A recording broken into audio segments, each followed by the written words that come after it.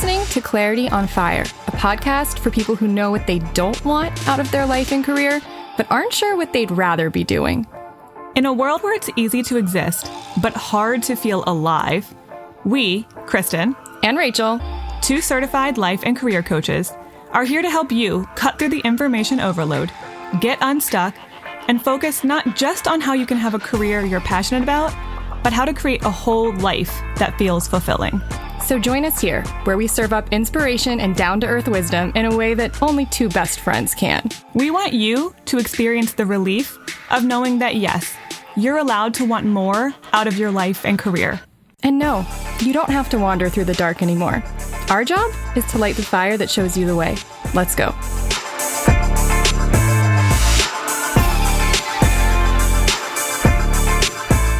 Hello.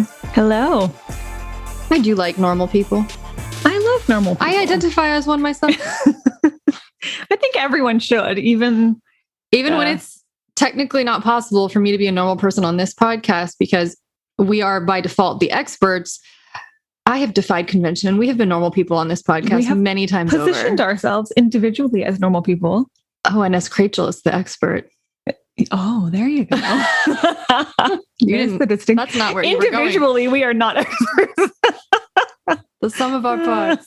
No, that was not where I was going. The whole of whatever the item. What is that? Whatever the whole of Rachel is. You know what I'm trying to say. Yes. Yeah. Well, the whole of Rachel is greater than the sum of its individual Rachel Kristen parts. That's what I was trying to say. I will say this conversation is much more of a borderline normal person expert conversation, because Jamie did write a book and she put a lot into becoming an expert on what she wrote her book on, but she's also just a normal person who just wanted to write a book and did it happen. So we talk about both. So she's kind of both, but that's all of us. Everybody's a normal person who has some kind of expertise or stands out in a particular way. So that's the point of these, right? To demystify that you as just sort of an average person, because most people identify as an average person, can't do awesome things or impressive things or things that they're really proud of or things that make them really happy and fulfilled. Like that. And that inspire other people to do really cool things. You don't have to be a master's degree in psychology or, I don't know, have flown around the world in your little single engine airplane in order to be an expert. I don't know. Is that even possible? Born into a wealthy, famous family or something. Honestly, you shouldn't be an expert just because you were born into a famous family. No, but you are maybe less of a normal person. Dysfunction. Probably that. Okay. All right. So I will read her bio. Okay, for as long as she can remember, Jamie has felt the unyielding desire to make the world a better place, especially for girls and women. As a fire starter on the Passion Profile quiz, an Enneagram 3 Wing 4, and a questioner type on Gretchen Rubin's 4 tendencies, she has never been one to accept the status quo.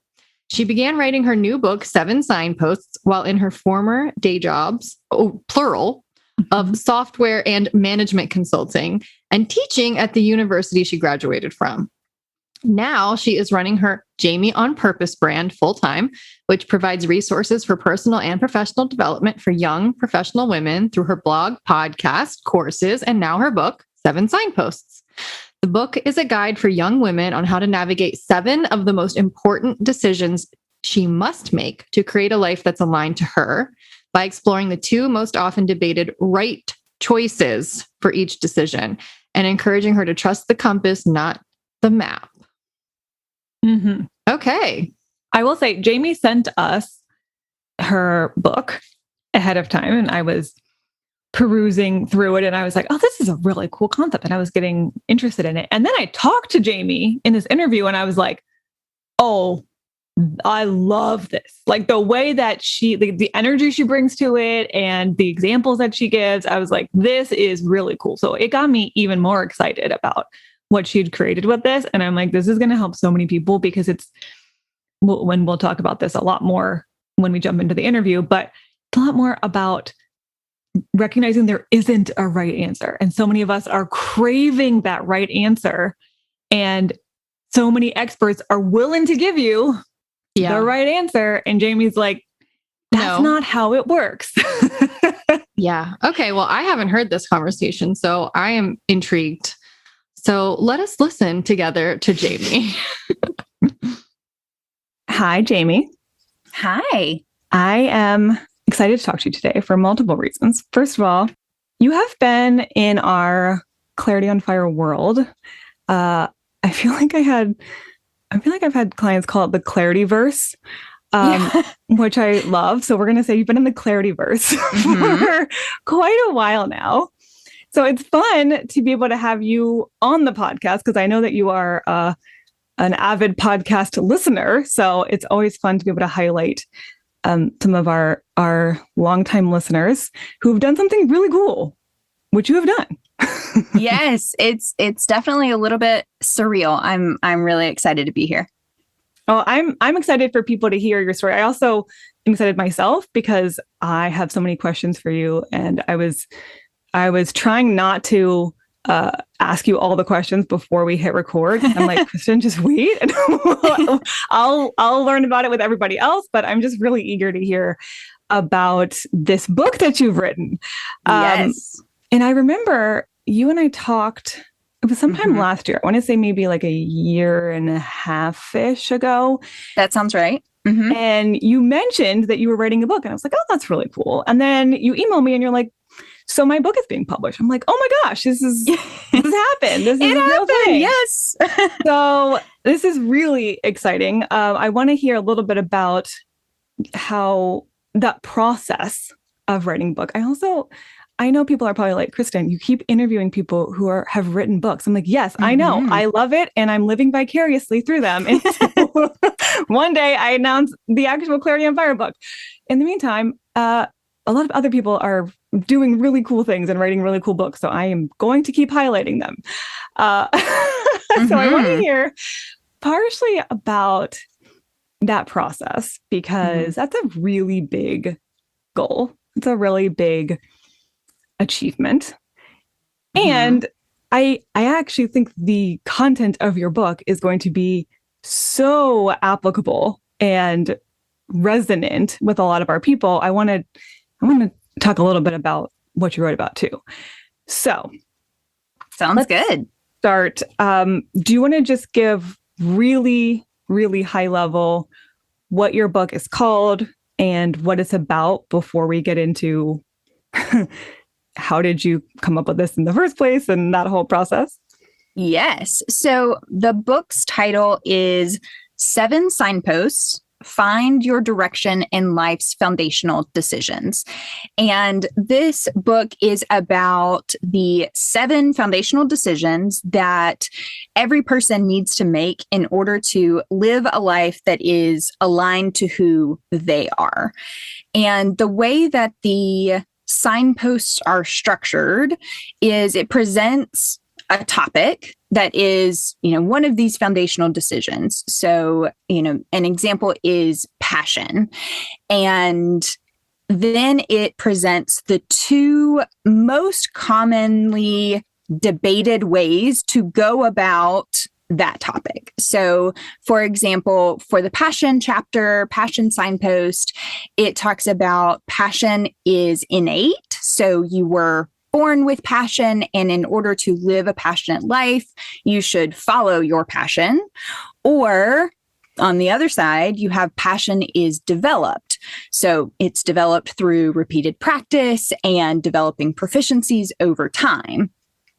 And so that's really the structure of each of the signposts. And then there's a whole bunch of exercises that walk you through figuring out which one is best for you, or if there's something, in the middle that fits you better. And so it's really all about that idea of, hey, there's this whole world out there of, these different decisions that you need to make to truly craft a life that feels good to you and feels in alignment to you. And here's some different ways to do them, and some ways to figure out what works best for you. I mean, this could not be more relevant to what Rachel and I are talking about literally all of the time. So I'm so excited that you wrote this book, because I do think people get really hung up on how to go about figuring out some really critical questions or decisions, or they want to find direction in a certain area of life, but they're like, I've been told I have to do it this way, but then I've also been told the exact opposite, and I don't know how to square any of that, and so I'm just going to do nothing because it's overwhelming. Yep. Okay, so I love this concept of there's the 7 signposts, but then there's the 2 sides of that, of each one. Like, you could figure it out this way, or you could go about it this way.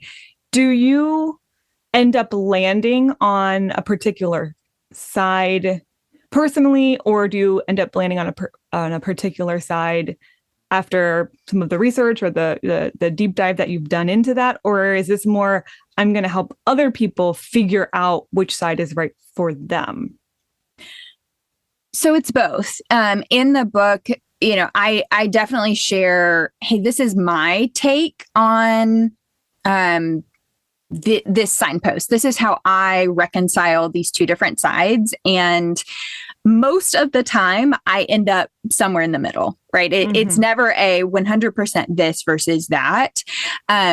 But that's really just to give, enough perspective to allow the reader to then make their own decision. And so that's the primary purpose, is that, the person who's reading it figures out which one is best for them. But I do share my personal side in there too. Okay. I love that, because I feel like people would be certainly curious. Like, okay, you've done all this deep dive into these 7 signposts. Like, where did you end up? But it also helps them watch your thought process and then be able to do the same, kind of replicate that for themselves, but given their own take on it, or perspective on it, or characteristics. So, oh, that's really cool. I love that. And there's no right or wrong, is what I'm hearing. There's no like, I looked into it and this is the right option. It's like, no. Exactly. Yeah. And that's why, yeah, that is why this concept of the signpost just really resonated with me. And like, that was the perfect imagery for this, because if you think about, an actual physical signpost, if you're out on a trail somewhere, the signpost is morally neutral. It's not saying you have to go left because that's the right decision to make. It's just saying, hey, I am inviting you to make a choice. Here, you can go this way, and here's a little bit of information about, what you're going to find if you go that way, or you can go this other way, and here's what that's going to look like a little bit.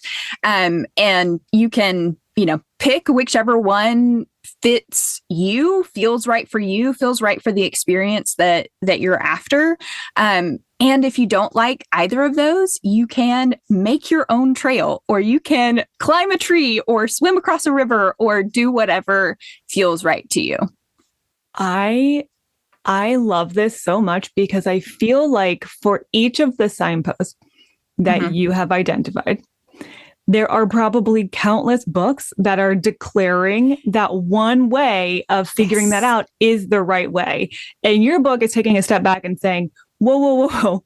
There is not one correct, one size fits all way to get to your answer about this. There are different approaches. Let's explore them and let's figure out what's right for you. So it makes it so much more approachable versus reading a book and being like, I agree with this conceptually, but it doesn't feel right. Or for some reason that doesn't seem to apply to me.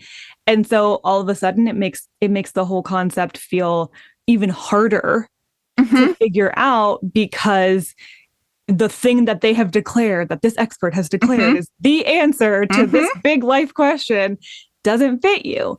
And exactly. You're like, yeah, because you're an individual human, and there isn't a one size fits all answer to these giant life questions. Let's figure out yours. Oh, I so appreciate that. Yeah. And I chuckled a little bit when you said there's probably a book for each one of these. And there is, because I feel like I've read them all. Like that was my introduction into the world of personal development, is I just did a massive deep dive and was in just hyper consumption mode and read all of the books and listened to all of the podcasts and watched all the YouTube videos and went to the conferences and all of that. And that's where I was like, wow, there's a lot out there. And it's exactly what you said of, I hope that this ends up being kind of a beginner's guide to personal development. If you can read this, there are hundreds of references to other concepts and books and authors and teachers. And you can read this book and then go and learn more about any of those, and, continue to craft and to refine your exact right path. Mm-hmm.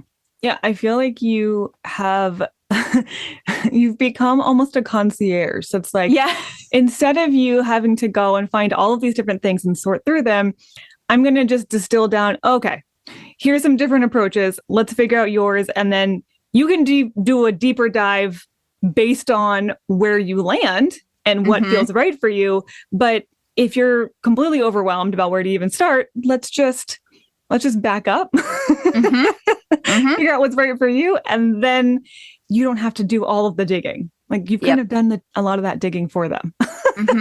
And yeah, that was certainly my intention. Yeah.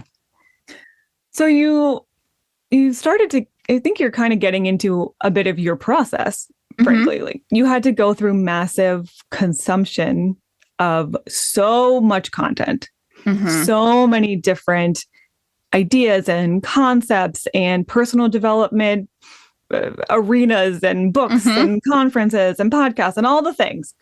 And I hear people like nodding along like, oh yeah, I'm like a junkie for all of that. Right. Yeah. So that was an earlier phase of your process. Not to say you don't still probably love consuming all of that and probably always will. But what happened that switched you from being in full-on consumption mode to wanting to create mode and put out your own voice into the mix in a more clarifying way? Like, when was that shift? Yeah. It's a good question. I start the book by talking about that at one point in my life, I felt like I was sitting in a car, tank full of gas, like I had my car snacks, like I was ready to go. But I just was sitting in the driveway because I wasn't sure of which way to go. I didn't have, directions that felt good to me. And that's really where I started to do this deep dive. And it was once I felt like I had kind of my arms wrapped around my directions for myself, that I thought back to my process through, that hyperconsumption piece. And I wish I could have read this book. So it was really born out of that, like, this is the book that I wish I could have read when I was kind of at that rock bottom place of, okay, I'm about, a year out of college. I had been a model student in college, got a great job right out of college, moved from Alabama, which is where I'm from, to the big city of Dallas, Texas. Like, everything was set up perfectly. So you can probably guess where this is going. Year out of college, my job was super unfulfilling. My relationship was imploding. I had been working with a doctor and my therapist to work through some depression and anxiety stuff. And I was able to get, back to neutral. I wasn't like totally suffering, but I wanted to thrive. And that's what really drove the hyperconsumption thing. I was like, I know that there's more out there for me. I know that I can have a life that feels better to me than this feels right now. And so I think I always wanted to write a book. I love to read. I love the magic of a book. And, I feel like there's just some of us who feel called to create, and create, books specifically. And that just always was the kind of person that I was. And so when I was in this hyperconsumption mode, that's when I started to see this tension between there's people who are proclaiming this is the exact right way to do this thing. And then there's people on the other side who are yelling back saying, how dare you think that this is the exact right way to do this thing? And I was like, this feels weird. Like, this feels interesting, at the least. But so that's the idea was then born at that point. And that was in, I guess, 2018. So the idea has been working for a while. And, something else that I noticed as I was in that really hyperconsumption mode is a lot of the old school personal development stuff is written for a generic audience, but mostly male. And then there's a subsection that is written specifically for women, but I found that was either directed at women who are moms or in their 30s, like they've got their life a little bit more established at this point, or it was very religion based. And so none of those things truly resonated with where I was. I was early 20s and just at the very beginning of my career, my adult life. And so it was kind of the combination of, hey, there's this really interesting observation about this tension, these, contradictory pieces of advice. And there's an audience here who no one seems to be talking to, that's where I was like, okay, this is what I want to do. Yeah. Yeah. And it was a version of you, a past version of you that you knew needed that message and knew that you couldn't be the only one. Right. Yeah.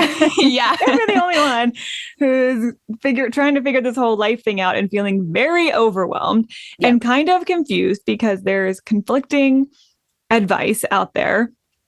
And I finally got to my right answer for all of these things, but that was a process. So that's what it's sounding like to me is you saw a need. Well, you very viscerally, personally felt that felt need it. For a while, and then looked even beyond yourself and said, there's a need greater than mine. There's just like maybe a generational need, or maybe there's just a subset of the population that is struggling with this exact thing. And there's a missing step. Like, there's so much content. You can be in hyper consumption mode forever and never consume it all. And then there's the internal reflection and coming into your own answer step. But there's this middle ground of how do I take what I have consumed, filter it, and align it in the best way for me, and then act on it. And that middle step is the one you weren't finding a lot of guidance on, and kind of came up with your own approach. And that's what it sounds like the book helps other people do. Yeah.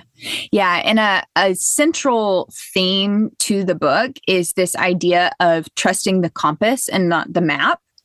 So, we've all been given a map. We grew up, and our families of origin, society, religion gave us this map that tells us, where we can and cannot go. And every time we come to one of these signposts, we're supposed to look at the map to say, okay, I should turn left here.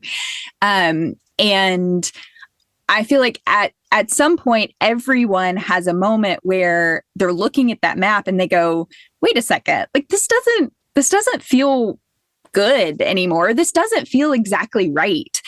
But what am I supposed to do instead of the map? Like how do I begin to make these decisions for myself if I'm not looking at this map? And that's where this idea of the compass comes in, of you have the answers. You are holding the compass. It's about figuring out what is going to be your true north. What are you aiming for? What kind of experience do you want in your life? What are your values? What are your priorities? How do you want your life to feel? And that becomes your compass. So every time you come to, one of these signposts, one of these 7, which is important, or one of the other hundreds of decisions that you'll make over the course of your life, you trust your compass. And that is really, one of the primary intentions of the book is to give people the tools and the language and the awareness of their compass, and then practice in trusting it and saying, okay, when I think about passion, or when I think about managing my energy, or, one of these things, okay, let me check into my compass. How does this feel to me? So that by the time they're done reading the book, they've practiced that enough that they can then go into the world and make other decisions that feel really good to them. Oh my gosh, I love that, because it's not what we want to hear.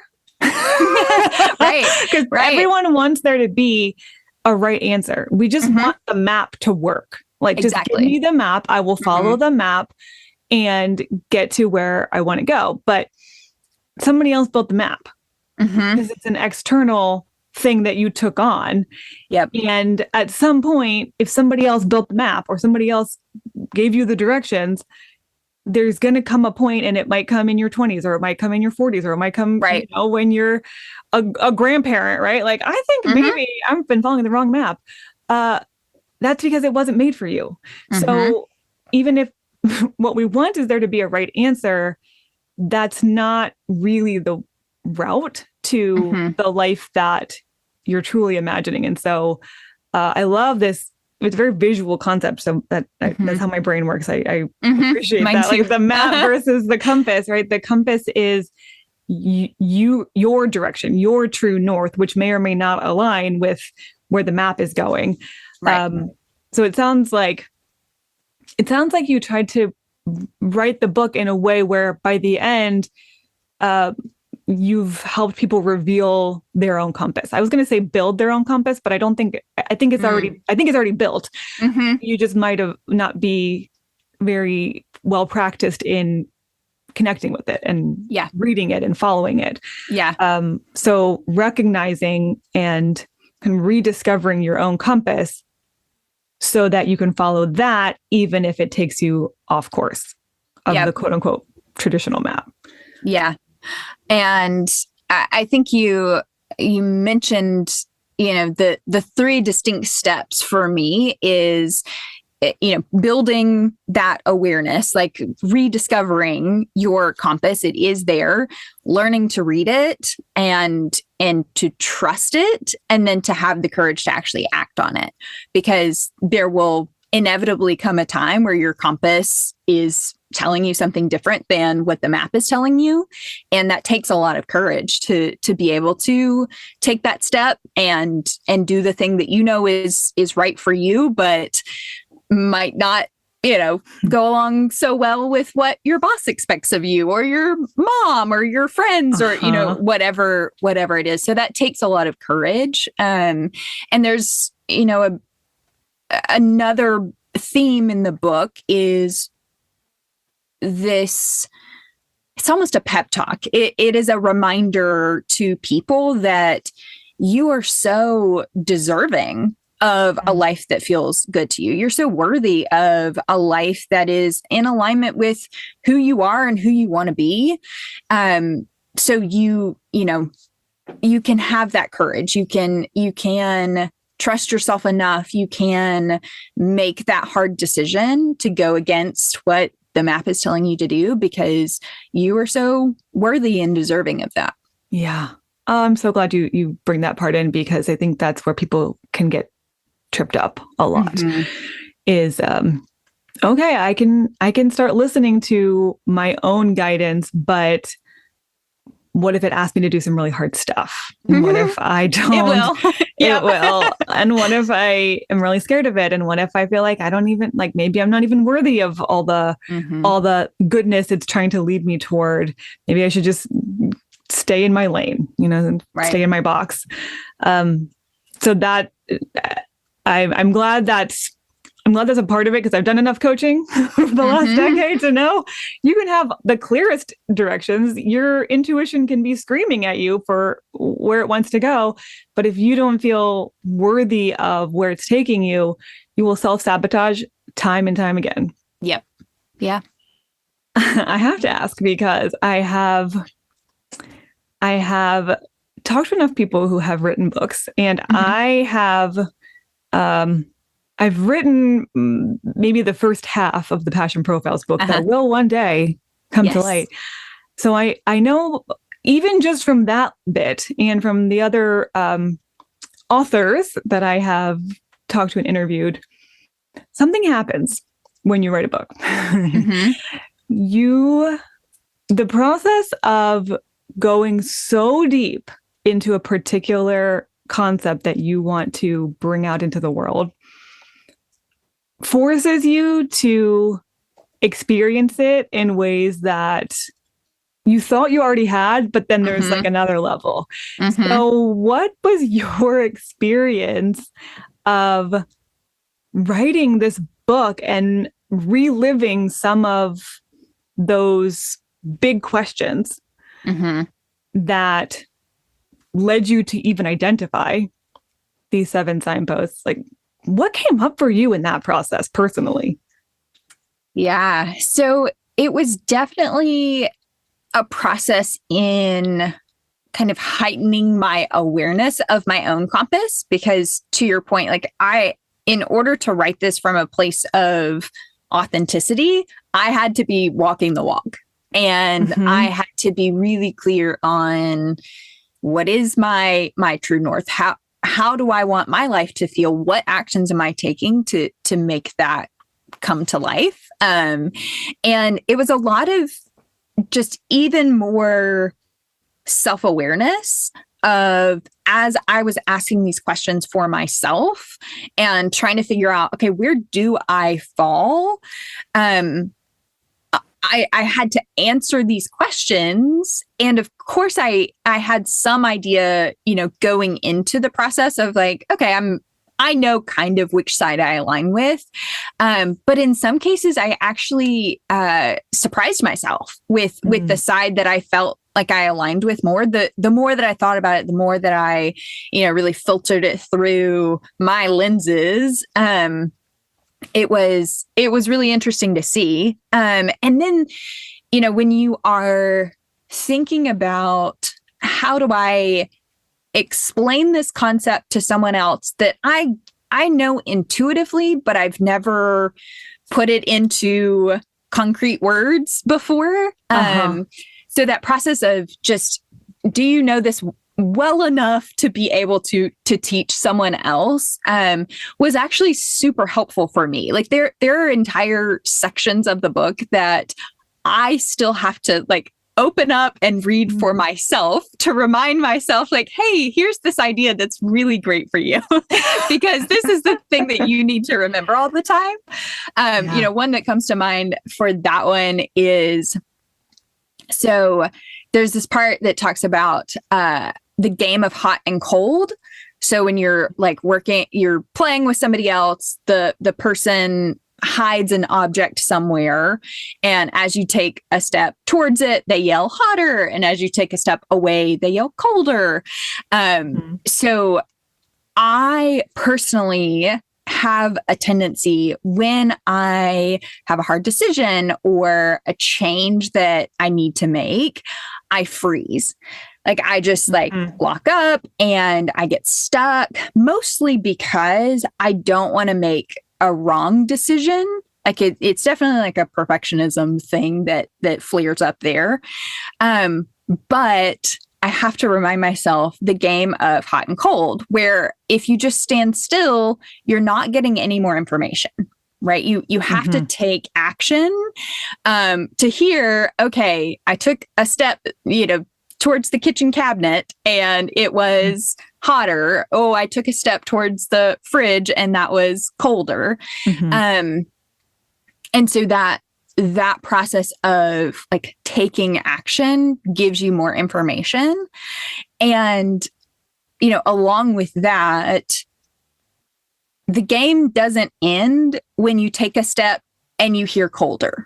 Right? Like just because you technically failed, you made a mistake, you didn't go towards the object that you were after, that doesn't mean the game is over, right? You can always make another decision. You will always make another move towards the thing that you want.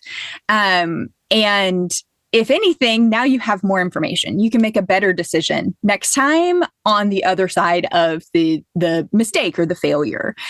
So this concept that failure is not final, and I trust myself to make another decision, make a better decision on the other side of a mistake.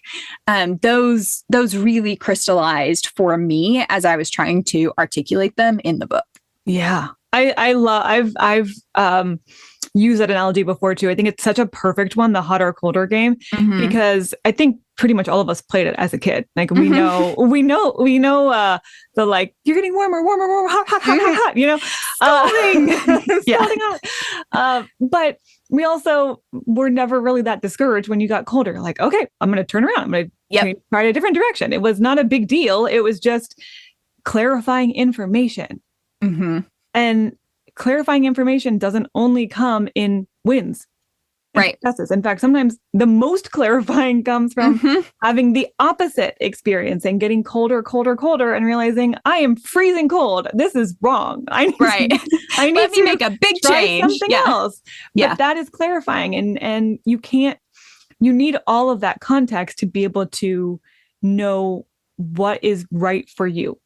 And that's you have to play the game. You have to play the game, and standing still is the only thing that's really not going to work, right? Right. Yeah. Even though that's what you're tempted to do because you're afraid of getting colder. It's like, no, if you get colder, okay, we'll turn around and find how to get warmer. I love the analogy though, and I was laughing because I was like, you've written a good book when you go back and reference your own book for yourself. It's like, that's great. Okay, you have 7 signposts that you get into. We're not going to get into every single one of them, partially because that would be an hours long conversation, and partially because I want people to actually read your book. Like you don't get the whole book here today. You get, but you do get some good nuggets. And I'm thinking, instead of trying to do an overview of all 7, which we can't really do anything justice in the time we have, is there one of the 7 signposts that we can just explore in a little bit more detail? Obviously, there's going to be way more that you've explored and written in the book, but instead of just conceptually talking about these 2 sides of each of these big questions, I want to give a little bit more of an example. So is there one of the 7 that you would be willing to talk us through a little bit in terms of those 2 sides that you explore and maybe even where you landed?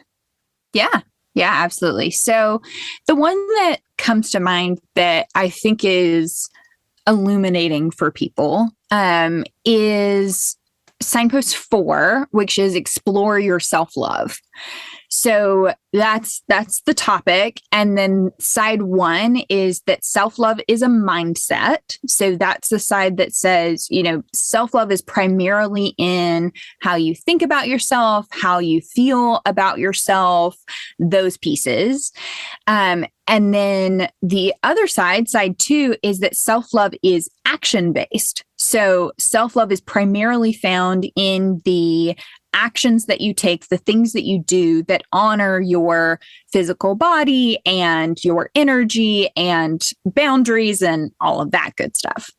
So the first one, self-love is a mindset. One of the primary topics that I talk about is your internal narrative, right? So we all have this kind of, voice inside of our head that is making observations about yourself and others and the world, and it's kind of commenting on things. And, that serves a very important function in our lives. Like that voice helps us to stay safe. That's what it's trying to do. But in order to do that, in most of us, we have developed a lot of unhealthy ways of talking to ourselves and thinking about ourselves and other people too. And, the primary, like the first thing that you have to do when you're trying to get a feel of your internal narrative and turning that into something that is loving towards yourself is this concept of noticing, right? So we just have to bring awareness to what is my mindset right now? What am I saying to myself? Like all of those pieces.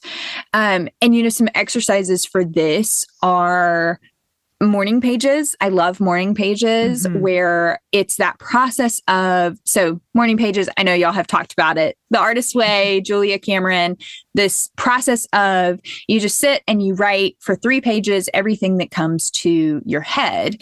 And so that is one of the really powerful ways to take what is unconscious or subconscious happening in your mind and bringing conscious awareness to it. Like you see it when it hits the page and you're like, oh, that's really interesting. Like then once you have that awareness, that's when you can start to kind of poke at it and say, well, is that actually true? Does that actually help me? Where did that idea come from? Is this something that, is this the story that I'm telling myself, or is there real, truth to this? And then along with that too, is this this practice of identifying when you're having intuitive nudges, and then acknowledging them and acting on them. So, this really, for me, I was able to start developing that noticing of the nudges by looking backwards. So I would look at, it happened a lot at work for me. So I would be, having a conversation. I was a project manager for a while, and somebody would be like, oh no, this thing happened on the project and now it's going to, throw off our timeline. Like we now have this big risk. And this happened a couple of times where I realized as things were blowing up, I was like, wait, but I thought about this. 2 weeks ago, I had this, thought of, hey, what happens if ... Or I wonder if this thing is going to cause a problem. But I didn't really acknowledge it. I didn't act on it because I was operating in a mode of assuming that if this was a real risk, then somebody else who was smarter or had more authority or whatever would say it. If it was real, somebody else would point it out. And so I had to kind of reconcile that and be like, wait a second, I am noticing these things. I didn't even know that I was noticing it until 2 weeks later, but now I can look back and I can track that. And so one of the cool exercises, there's a ton of exercises in the book. So I think there's 40 and then there's another 30 something writing prompts. So I'm big on the exercises. But one of them is for this noticing log. So it's just a, practice of, okay, I felt this nudge. I think it's trying to tell me this thing, and here's an action that I could take to act on that. So again, all of that is just about working with your internal narrative, starting to get that into a place that feels really healthy. It feels like something you can trust because it is you. It is trying to keep you safe. It's trying to, lead you towards a good life. And so the self-love is a mindset, that's really the work that happens. And that if you're on that side of it, then that is where you lay your foundation for your self-love. So that's side one. Side two is action-based. So this really talks about the actions that you take, the things that you do are how you show self-love to yourself. And when I talk about this in the book, it's really centering around this idea that we are all holding a basket, and the basket has, our life stuff in it. And the basket can get heavy because life can be heavy. And so there are 3 types of actions that you can take related to that basket holding. You can prop up the basket. So you can just take a break from holding the basket. And those are things like what we hear of is kind of like bubble bath self-care. Take a bubble bath, go get your nails done, eat a comfort meal, watch a Netflix show, read a romance novel, whatever it is, take a break. That's a very legitimate form of showing yourself self-love, is to, take a break, prop up the basket for a little bit. But that, that's only one way to go about it, because over time, that's not necessarily going to make it easier for you to hold the basket. So the second one is getting stronger. So these are all of the things like, eating foods that make your body feel good, doing the hard work of therapy, getting enough sleep, parenting yourself if that's what you need. So all of the harder actions that don't feel great in the moment, but over the long run, they really do help you hold the basket more strongly. And that becomes, your act of self-love towards yourself. And then the third type is to look at what's in your basket. Are you holding things that are unnecessary? Are you holding things that are weighing you down, that don't feel good, that don't feel aligned to you? And so that looks like, setting boundaries and making sure that the relationships that are in your life and your job and all of that is actually things that you want to be holding. And then that is, the third type that helps you kind of get clear on the actions related to your self-love with holding that basket. So there's tons of exercises, sprinkled throughout there of how you can do each of these 3 types of, action-based things. And then those become your foundation for self-love to yourself. Yeah. Oh my gosh. I love all of this so much, because I'm already thinking about so many different experts who are like, if you just, have self-compassion, then you're golden. Life will be a smooth sailing for you. But they're not considering the fact that maybe you need more sleep, or maybe you have no boundaries. And so you just keep taking on more and more stuff. And eventually your basket's crushing you by the weight of it, or you're taking enough breaks. And the reverse is the reverse is true too, of if you're, coming at these actions and you're, trying to eat all the right foods and exercise, and you're coming at it from a place of I'm not good enough. I'm now hustling for my worth and my self-love, then that can be really unhealthy too. Yes, exactly. And yet I feel like if you're doing a ton of your own research, which I'm sure you did during your massive consumption phase, it would be easy to get the impression that fixing one of these things or taking one of these approaches should solve it all. If I'm just on the right diet, then that should just rebalance all of my chemicals and my hormones and my energy, and I should feel like I could take on the world. But I haven't actually addressed my mind. Right. Or I've read all the personal development books, but I'm an insomniac and I get 3 hours of sleep a night. And so even though I feel like I'm trying to be really kind to myself, I'm chronically sleep deprived.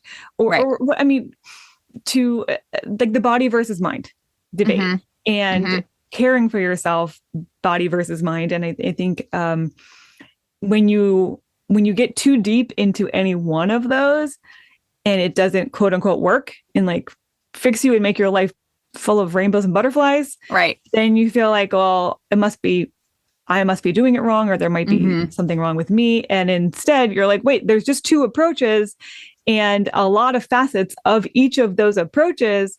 And the point is not to say one is better than the other. The point I'm assuming you get to is we got to find the right balance of how you address that for you.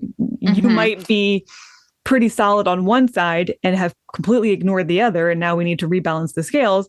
Or maybe you've been ignoring all of it. And we need a healthy dose of both. But we can't just pick one thing and expect that to fix it all.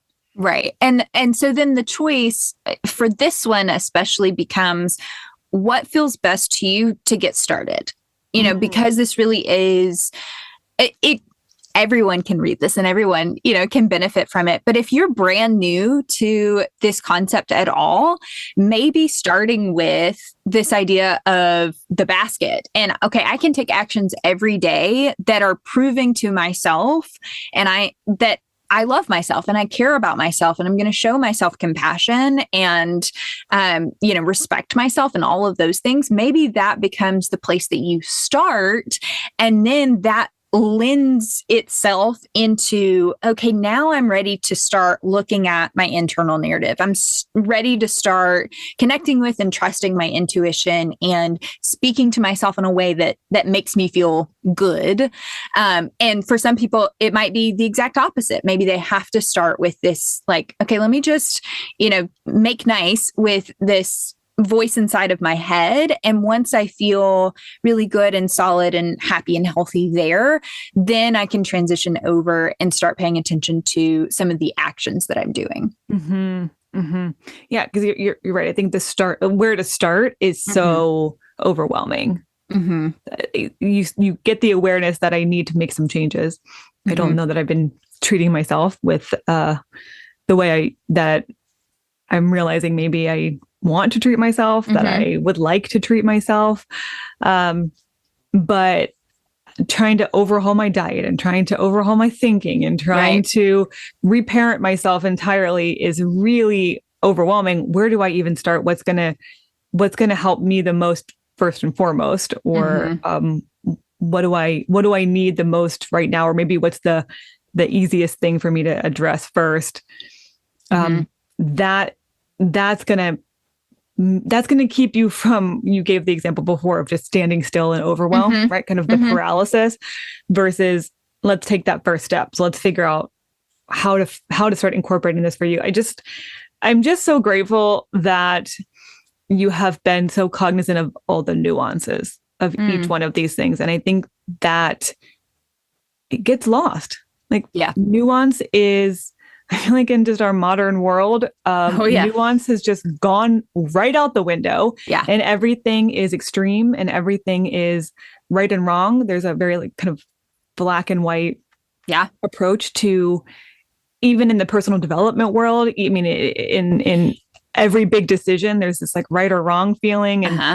And you're just so good about the gray areas. And that it truly society and all of the things that you mentioned, it is so polarized because it's great marketing, right? You said this earlier of we want to believe that there's a right answer because that feels secure. It is the illusion of certainty, which it's only a matter of time before that illusion gets shattered, right? There is no such thing as a right answer or the correct way to do things, or this is going to be 100% certain forever. And so it truly is about learning to navigate the middle and navigate that nuance. And another thing with this is, you can go through and read the book right now, and maybe you're like, yep, I'm this one and I'm that one and I'm this one and I'm that one. And then in 6 months, your life might change. And you come back and you say, wait a second, I think that I need more of this other side. Maybe right now, instead of having a weighted priorities approach for my energy, I need more balance right now. Like maybe that's where I am. And so it's a constant evolution. And so if you go into it with this idea of I'm making this choice and this will be my right choice forever, like please don't do that. Like it's going to evolve along with you as you get clearer on who you are and who you want to be and what your life looks like and what, everything looks like. There will always just be more and more nuance and more refinement. And you are totally allowed to change your mind and to grow and to adjust things so that it continues to feel aligned to who you are. And I know that people don't want to hear that, but honestly, when I hear that, it feels like such a relief because there's so much pressure. If you had to pick, this is the right thing for me until the end of time, then you would never pick anything. It would be too overwhelming and you would get up in your head and you'd be like, well, but what if I change my mind? And if you just go into it knowing this is who I am right now, and I might feel different about this in 10 years, or I might be in a very different life situation and I'm going to have to revisit this. To me, that's a relief to know, okay, let me just pick for now and I can always come back and rebalance this or come at it from a different angle or make a new decision. It's easier to make a decision now when it's not permanent forever and ever and ever. I think. Absolutely. Yeah, absolutely. And I totally went through that same kind of evolution of, I remember having this conversation with my therapist when she said for the first time, like this concept of, oh, it's the illusion of certainty. And I was like, I'm sorry. So you're telling me that like no one is sure, like no one is certain that they're making the right decision ever. And she was like, nope. And I was like, that's terrifying. Like I know I'm feeling that way, but like you're telling me all of these people who are in charge of like countries and big companies, like they don't know what they're doing. And she's like, nope. I was like, okay. And so then it's like, it's terrifying. And then it is such a relief of like, oh, cool. Like I can just try things. I can just make the best decision with the information that I have right now and play the game of hot and cold and see what works and what doesn't. And then just keep making decisions. It's just all about like, you're just continuing forever to make the decisions that feel best for you. And I'm with you. It feels freeing. It feels empowering to know that you can and should at any point change your mind and make a change and make things, adjust and rebalance and transform into what you want them to be. Yep. There's like very, very, very few decisions in life where there's an actual right and wrong. And those are probably like moral decisions. Which morality is subjective too. Even that is subjective. Right. Even that is subjective. Like if you're considering, should I murder this person? There's probably a right or wrong answer to that one. Unless they're trying to murder you. if you're in self-defense, maybe even that's an okay decision to make. So if you're trying to say, what is the right or wrong answer for my career or for where I want to move? We don't even have morality as part of that. Like there's no right or wrong. If you're not breaking the law, there's no right or wrong. And even if you are, there might be a good case. Right. Yeah. And the way that I think about it, and this kind of helped me because I'm definitely a feeling person, but I'm also, I like, logical things too. And so this helped me a lot when I was thinking about, okay, what do you mean there's no such thing as a right decision or a wrong decision? Like some things definitely feel more right than wrong or wrong than right. And so instead I think about it on a spectrum, right? Like this thing, is more on the right side than the wrong side. This was 77% of a correct choice to make. And there's this, what is that? 23% that is still not quite right. And the same is true on the other side, right? Like it is impossible to make an entirely wrong decision, a 100% wrong decision, even if it's like 95%. Like this didn't feel like it met the objective that I had for making this decision. There's still some amount of new information that you got, or this one piece actually did work well, even if overwhelmingly the majority of it didn't work. And so that helped me a lot kind of integrate this idea of there's no such thing as a right decision or a wrong decision. I mean, even the way you're talking about that is so nuanced. I just love it so much. Like even we're talking about right and wrong, and even that is on a spectrum. There is the gray area. There isn't even a such thing as 100% in one way, like one direction or the other. Even a quote unquote perfectly right decision teaches you what you now want more of, right? Or what, or what the next milestone is behind that. So even that can't be the final right decision. You're never going to be done. So there's no 100% right or 100% wrong. In which case, we keep clarifying. You're never like scalding hot or freezing to death, right? You're just getting colder or you're getting warmer perpetually. Yep, exactly. Oh, I love this. Okay, well, if anyone is equally feeling overwhelmed and exhausted by the fact that the world is so polarized and every source of advice that you consult tells you that that's the right answer, that's the beacon of truth, and you're doubtful and you're starting to think maybe there's a little bit more nuance here. This is what you need. Like this is the book that you need to navigate the nuance and stop jumping from extreme to extreme to extreme, because it's probably not working.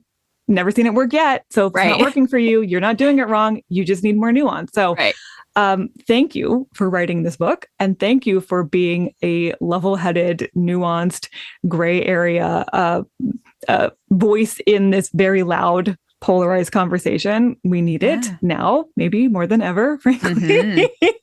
Yes. And I think some of the people listening right now particularly might need that in their situation where it feels like I'm trying to make a right decision, or I feel like I'm at that crossroads and I'm getting conflicting advice from others, or even maybe just in my own head, and I'm feeling a little bit paralyzed.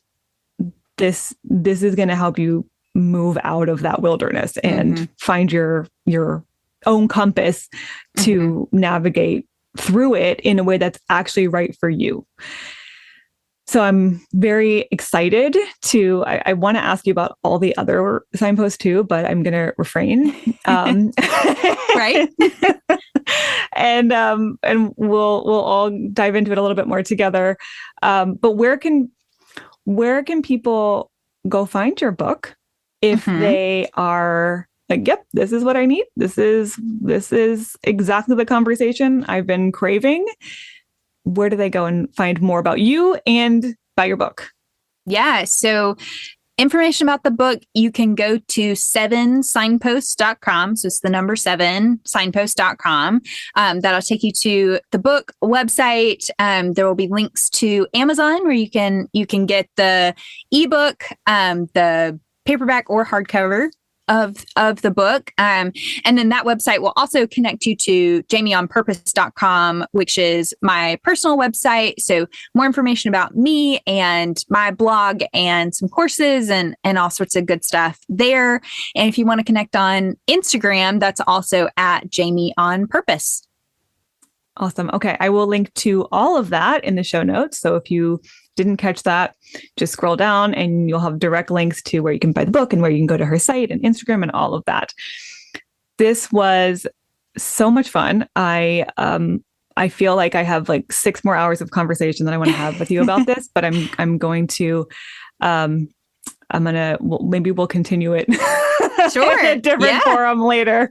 Yeah. But for now, thank you so much for sharing your story here, but also for being so honest about what it really takes to find that direction, because I'm not hearing enough of those voices. And I'm glad you're one of them. And I'm happy to share that with our community, because I want to elevate people who are having real conversations and not Band-Aid solution conversations. So it was fun.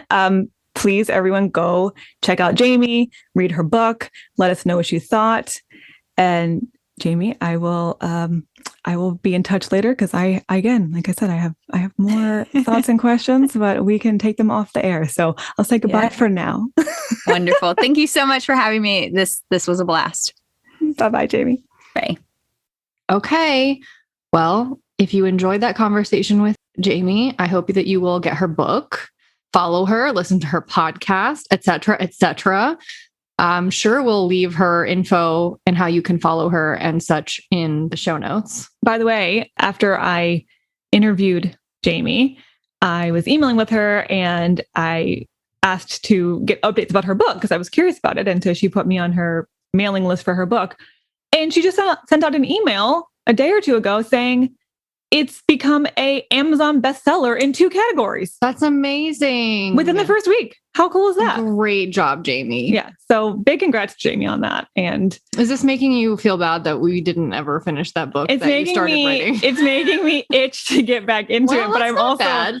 Yeah, I'm also like, where am I going to fit that in? But I know. I want it. I still want that goal. So the Passion Profiles book will exist one day.